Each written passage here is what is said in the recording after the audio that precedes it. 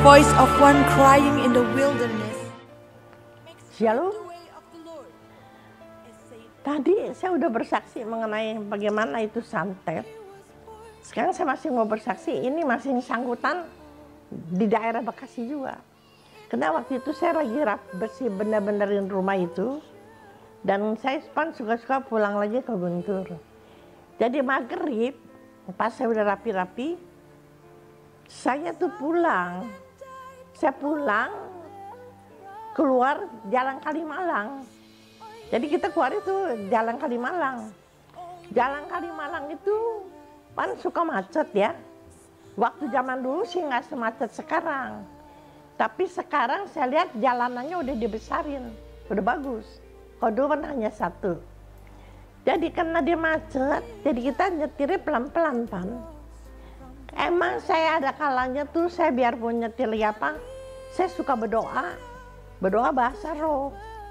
Jadi saya sambil nyetir itu saya berdoa sebenarnya. Jadi waktu saya doa karena dalam keadaan macet, jadi pelan Pan kita nyetir, tapi tetap dalam keadaan jalan. Kebenaran di depan mobil saya itu ada mobil yang berupa itu apa sih pickup apa ya, yang bangkunya tuh di depannya supir, terus dia ada itu di belakangnya tuh ada bangku dua panjang untuk orang duduk.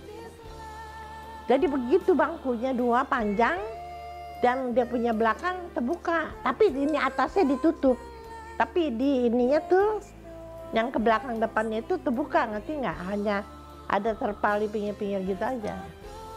Jadi saya lihat, saya tuh bilang di hati saya, di depan saya lihat ada satu orang bapak-bapak, dia ininya hitam sekali. Saya bilang, seumur-umur saya baru pernah lihat nih, ini orang jenggotnya lebat banget. Jadi saya lihat begitu, tapi itu orang mandepnya ke supir. Jadi dia nggak mandep ke saya. Kok saya kan di belakangnya dia. Jadi dia mandepnya ke supir, kepalanya tetap begini, dan dia pakai kemeja putih panjang tangannya. Jadi saya perhatiin, saya lihat oh tangannya putih tangannya gitu loh. Terus dia pakai celana hitam panjang. Jadi saya tuh lihat telitiin, oh dia pakai sendal hitam dan dia punya telapak kaki pun putih sekali. Jadi saya mikir, ini bapak mungkin yang ada orang pan yang sakit apa tuh, yang kulitnya bisa kayak bule, saya pikir gitu. Dan sesudah itu jadi saya di belakangnya, jadi saya perhatiin. Dan sewaktu saya perhatiin tuh saya lihat lagi kan si bapak duduknya di bangku yang belah sini. Yang seberangnya itu saya lihat ada anak kecil dua. Itu anak kecil kurang lebih umurnya 6 tahun. Dua-duanya persis. Saya mikir dia anak kembar apa kok persis sama. Saya perhatiin, kok lagi main-main itu anak. Ya udah. Karena saya berdoa, saya kan berdoa nih terus. Itu bapak yang kepalanya mandep ke supir, mendadak dia balik loh. Dia balik ke saya. Waktu dia balik ke saya, anehnya itu leher bisa keluar. Jadi waktu dia berbalik itu lehernya keluar, panjang, sampai ke mobil punya luar tuh. Kan mobil begitu ya, keluar.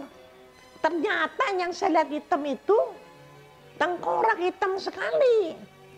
Itu tengkorak dan di lehernya keluar begitu, matanya tuh jos. Langsung itu mata dia nyeter ke mata saya. Tuh matanya tajam sekali dah. Jadi saya mikir, oh setan lu udah mati nih ngomong sendiri. Gua nggak takut, saya bilang gitu. Kenapa saya nggak takut? Saya pikir saya ada Tuhan, ada Roh Kudus. Ya kalau benar-benar kita nggak ada Tuhan ya kita nggak ada apa-apanya. Pasti kita bisa dicaplok sama dia. Jadi karena saya percaya saya ini ada Roh Kudus, jadi saya ngomong sendiri, gue nggak takut. Waktu dia nantangin tata saya ditatap, saya pun menatap mata dia. Jadi main tatap-tatapan, waduh saya udah merasa, aduh Aduh, marah, saya udah nggak kuat nih mata saya pikir saya kalah nih. Wah, waktu saya bilang, waduh kalah nih gua. Waktu baru bilang begitu, nggak taunya itu bapak ya, kepalanya ditarik lagi loh. Saat dikembaliin lagi ke badannya, bisa blek masuk. Dan dia duduknya posisi seperti semula. Jadi karena saya udah lihat keadaan begitu, jadi saya nih sambil nyetir, saya mikir, oh berarti ini kuasa gelap ya. Kok saya bisa lihat dia punya muka tengkorak. Dan saya perhatiin lagi, di bawah kakinya itu ada kayak linggis. Yang buat korek tanah ada kelikis gitu yang panjang-panjang tuh. Udah, pas saya di hati mikir, gue pengen ikutin mendingan saya ikutin dah. Saya mau tahu sampai di mana sih ini orang. Udah saya mau ikutin, saya ikutin nih berarti. Tapi tengah-tengah saya ingat lagi, ngapain saya ikutin? Bisa-bisa saya bahaya. Nah, kalau dia masuk satu tempat yang sepi apa-apa, bisa-bisa saya diapa-apain. Saya kan sendirian. Jadi saya batalin niat saya. Pas saya batalin, pas-pasan di kiri itu jalan yang untuk masuk ke tol. Zaman dulu tuh kalau waktu mau masuk ke tol dari Kalimalang mau ke Jakarta, kita mesti lewatin satu daerah tuh lempeng 2 kampung. Dan dia punya tol tuh pinggir masih jelek, tapi nggak kayak sekarang. Jadi masih pakai papan kayak gitu. Jadi saya masuk ke situ. Jadi langsung saya jalan situ. Terus saya keluar ke tol, saya menuju Jakarta. Waktu itu, karena saya lihat yang aneh, saya jadi senyum. Sepanjang jalan tuh saya liatin orang. Saya bingung apakah orang-orang mukanya pada hitam semua. Tapi saya liatin nggak ada orang yang hitam. Hanya itu, sampai sekarang hanya dia yang saya lihat satu-satunya. Orang yang muka begitu hitam seperti areng. Itu mata mencorot. Waduh, matanya bener-bener. Itu kalau kita lihat mata iblis, bener-bener mata itu mata jahat.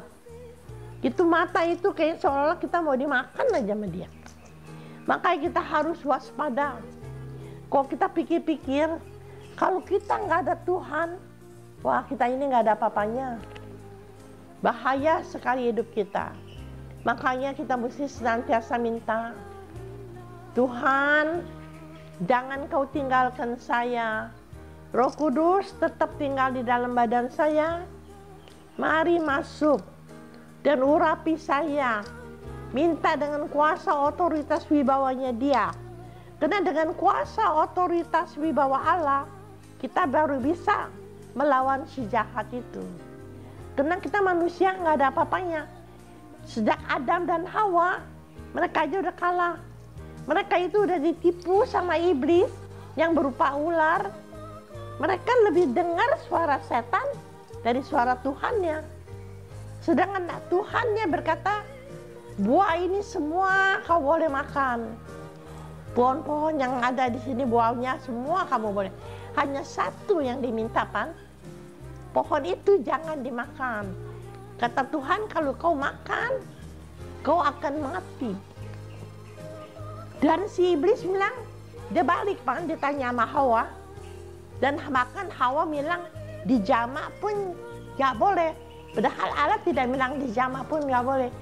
Makanya banyak orang sampai sekarang suka menambah-nambahkan firman Tuhan.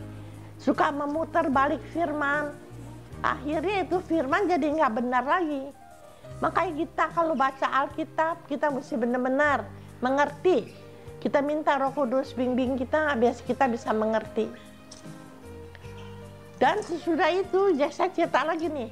Jadi saya pulang. Saya sampai di Guntur. Waktu saya pulang, saya ngomong, saya cerita mau ini ya. Terus saya bingung, di hati saya nih, bener-bener saya bingung loh. Sampai berhari-hari saya bingung. Saya lihat itu apa yang begitu macam baru pernah saya lihat. Akhirnya saya doa, saya tanya Tuhan, apa itu yang saya lihat? Terus Tuhan kasih saya penglihatan, banyak tengkorak. Berarti Tuhan kasih tahu bahwa bapak ini mungkin tukang santet. Mungkin dia suka bikin santet, bikin orang bagaimana, saya nggak tahu ya. Karena saya nggak ngerti sih ya. Tapi saya lihatnya begitu. Makanya kita pikir-pikir, kita hidup di dunia ini. Kalau kita tidak mengandalkan Tuhan, benar-benar ya kita bahaya. Kita harus mengandalkan kuasa Tuhan, kasih anugerahnya, pertolongan Dia melalui malaikat-malaikatnya. Sangat-sangat penting bagi kita semua orang yang percaya. Supaya semoga saya punya kesaksian akan menjadi berkat bagi orang-orang yang mendengarnya, dan mereka akan ngerti bahwa kuasa gelap itu ada. Iblis itu benar-benar ada. Makanya hanya dengan kuasa Tuhan, iblis itu dikalahkan. Bukan karena kita. Kalau kita bisa berdoa, iblisnya yang kalah, bukannya kita yang kalahin.